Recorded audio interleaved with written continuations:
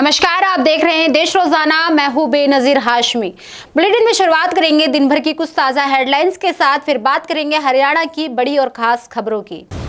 प्रधानमंत्री नरेंद्र मोदी आज सुबह पंजाब के आदमपुर एयरबेस पहुंचे। यहां उन्होंने एयरफोर्स के जवानों से की मुलाकात। प्रधानमंत्री ने एयरबेस पर ही जवानों को संबोधित किया। जम्मू कश्मीर के शोपियां में लश्कर-ए-तैयबा के 3 आतंकी मारे गए। मुठभेड़ अभी भी जारी। इस ऑपरेशन को केलर नाम दिया गया। शुक्रू के जंगली इलाकों में आतंकियों के छिपे होने की मिली थी सूचना। श्रीनगर के बाद अब जैसलमेर में भी पाकिस्तानी लोकल सिम के उपयोग पर लगा दिया गया रोक। इससे पहले श्री गंगानगर में पाकिस्तानी सिम के उपयोग पर लगी थी रोक। बात करें शेयर बाजार की तो आज 13 मई को शेयर बाजार में बड़ी गिरावट रही। सेंसेक्स करीब 1282 अंक गिरकर 81,148 के स्तर पर बंद हुआ। वहीं निफ्टी में भी 386 अंक की गिरावट रही। तो ये थी दिन भर की ताजा हेडलाइंस। अब बात करते हैं हरियाणा की बड़ी और खास खबरों की। प्रधानमंत्री नरेंद्र मोदी आज सुबह पंजाब के आदमपुर एयरबेस पहुंचे। पीएम ने यहां ऑपरेशन सिंदूर को लेकर जवानों से बातचीत की और सफल एयर स्ट्राइक को लेकर बधाई भी दी। आपको बता दें कि पीएम आदमपुर एयरबेस पर करीब 1 घंटे तक रहे। पीएम ने कहा कि भारत में निर्दोष लोगों का खून बहाने का अंजाम एक ही अंजाम होगा, विनाश और महाविनाश। जिस पाकिस्तानी सेना के भरोसे ये आतंकी बैठे थे, भारत की सेना, एयरफोर्स और नेवी ने उस पाकिस्तानी सेना को भी धूल चटा दी है।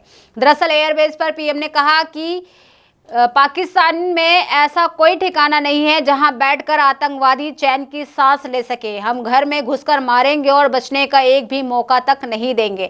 हमारे ड्रोन्स, मिसाइल्स के बारे में सोचकर पाकिस्तान को कई दिन तक नींद नहीं आएगी। इसके बाद उन्होंने सोशल मीडिया पर कई तस्वीरें भी पोस्ट की। इनमें जवानों को संबोधित करते हुए तस्वीरें भी थी।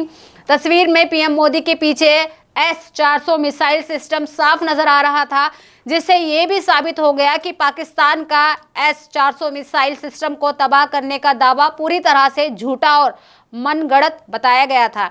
पीएम ने कहा कि पाकिस्तान की गुहार के बाद भारत ने सिर्फ अपने सैन्य कार्रवाई को स्थगित किया है। अगर पाकिस्तान ने फिर से आतंकी गतिविधि या सैन्य दुस्साहस दिखाया तो हम उसका मुंह तोड़ जवाब देंगे।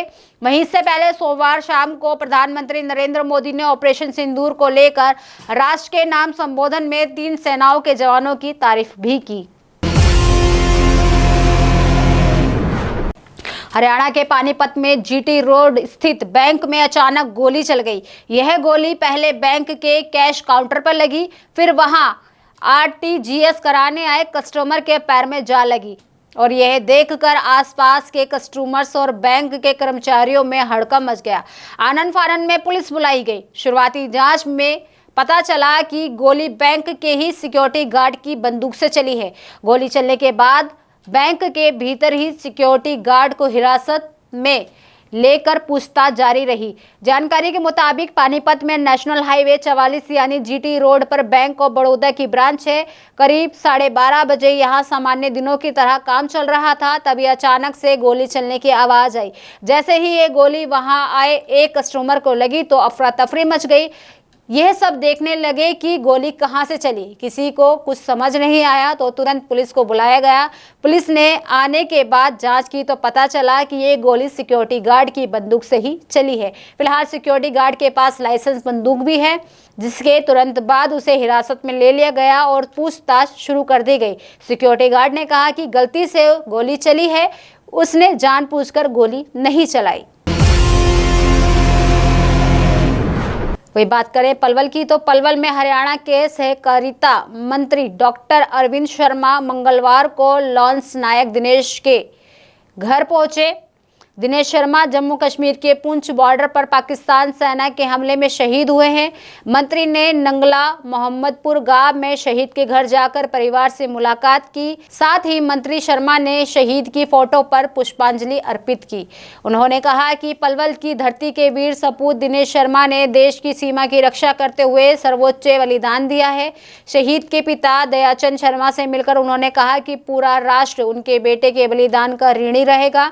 मंत्री ने आश्वासन दिया कि सरकार और प्रशासन परिवार के साथ खड़ा है। उन्होंने शहीद के गांव जाने वाली सड़क के सुंदरीकरण और चौड़ीकरण के लिए जिला प्रशासन को निर्देश दिए। इस अवसर पर भाजपा जिला अध्यक्ष विपिन वैसला ने शहीद को श्रद्धांजलि अर्पित की और परिवार को सांत्वना दी।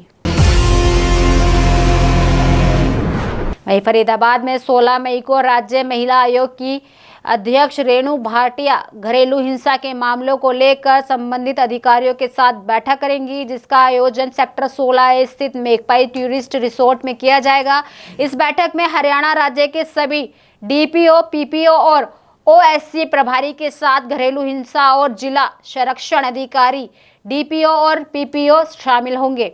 बैठक के दौरान राज्य के अधिकारियों से घरेलू हिंसा के मामले को लेकर जानकारी दी जाएगी। बैठक में आयोग के द्वारा घरेलू हिंसा के खिलाफ उठाए गए कदमों की जानकारी भी अधिकारियों के साथ साझा की जाएगी। वहीं बैठक में शामिल होने वाले सभी अधिकारियों को पूरी जानकारी साथ लेकर आने के आदेश दिए गए हैं। राज्य महिला आयोग रेणु भाटिया ने कहा कि घरेलू हिंसा हमारे समाज के लिए एक अभिशाप बन चुका है। आपको ये भी बता दें कि आयोग लगातार इस तरह के मामलों को निपटाता हुआ आ रहा है। घरेलू हिंसा की शिकार चाहे कोई भी महिला हो, वह आयोग में आकर शिकायत कर सकती है। उन्होंने कहा कि घरेलू हिंसा को छिपाया नहीं जा सकता, बल्कि जो आपके साथ गलत कर रहा है उसका मुकाबला करें। वहीं पाकिस्तान भारत के बीच हुई तनातनी के बीच हिसार से चली आ रही अयोध्या उड़ान पर भी असर पड़ा था। तनातनी कम होने के साथ ही सप्ताह में शुक्रवार को फिर से उड़ान शुरू कर दी जाएंगी। इसे लेकर अलायंस एयर की तरफ से टिकट की बुकिंग शुरू कर दी गई है। बुकिंग शुरू होने के साथ ही अग्रोहा भवन ट्रस्ट की तरफ से बुजुर्गों को भी निःशुल्क भेजा जाएगा। बता दें, पिछले शुक्रवार को उड़ान रद्द होने के कारण उनको वापस जाना पड़ा था। महाराजा अग्रसेन हिसार एयरपोर्ट पर 14 अप्रैल को उड़ानें शुरू की गई थी। वहीं प्रधानमंत्री नरेंद्र मोदी ने हिसार से अयोध्या की उड़ान को रवाना किया था। इसके बाद से निरंतर उड़ान शुरू हो चुकी थी। पिछले सप्ताह भारत और पाकिस्तान के साथ हुई एयर स्ट्राइक के बाद शुक्रवार और रविवार को उड़ान को रद्द करना पड़ा था। हिसार में भी उस दौरान ब्लैकआउट किया गया था। वहीं हरियाणा के ऊर्जा, परिवहन एवं श्रम मंत्री अनिल विज ने पंजाब के मुख्यमंत्री भगवंत मान पर बयानी हमला करते हुए कहा है कि ये लोग पंजाब की संस्कृति के खिलाफ काम कर रहे हैं, जबकि पंजाब की संस्कृति छबीले लगाने की रही है और लोगों को पानी पिलाने की रही है। इसके विपरीत पंजाब सरकार हमारा हक छीन रही है। साथ ही विज ने कहा कि पंजाब सरकार हमारा हक छीन रही है। आपको बता दें कि पंजाब के द्वारा पानी नहीं दिए जाने के संबंध में पूछे गए सवालों पर अनिल विज ने जवाब दे रहे थे। उन्होंने पंजाब को आईना दिखाते हुए कहा कि यह पानी पंजाब का सृजित किया हुआ पानी नहीं है और पंजाब से पानी नहीं आ रहा है, जबकि पानी हिमाचल प्रदेश से आ रहा है।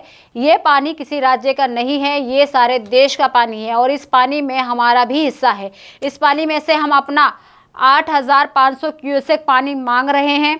आपको बता दें कि अनिल विज ने कहा कि आप पार्टी की पंजाब सरकार किसी की भी बात नहीं मानती, जबकि पहले सचिवों की बैठक में कहा गया कि पंजाब को पानी दिया जाएगा, उस बात को भी नहीं माना गया। उन्होंने ये भी कहा कि आपकी सरकार माननीय कोर्ट को नहीं मानती, स्वायत्त संस्था को नहीं मानती, सीबीआई को नहीं मानती, ईडी को नहीं मानती, तो ये किसको मानते हैं। तो ये थी दिन भर की ताज़ा सुर्खियों के साथ हरियाणा की बड़ी और खास खबरें। कल फिर होगी मुलाकात ऐसी ही खास खबरों के साथ। तब तक के लिए बने रहिए हमारे साथ और देखते रहिए देश रोजाना। नमस्कार। हमारे साथ जुड़े रहने के लिए सब्सक्राइब करें देश रोजाना के YouTube चैनल को और नई वीडियो की नोटिफिकेशन पाने के लिए बेल आइकन जरूर दबाएं। अगर आप ये वीडियो Facebook या Instagram पर देख रहे हैं तो पेज को लाइक और फॉलो जरूर करें और ज्यादा से ज्यादा शेयर करें।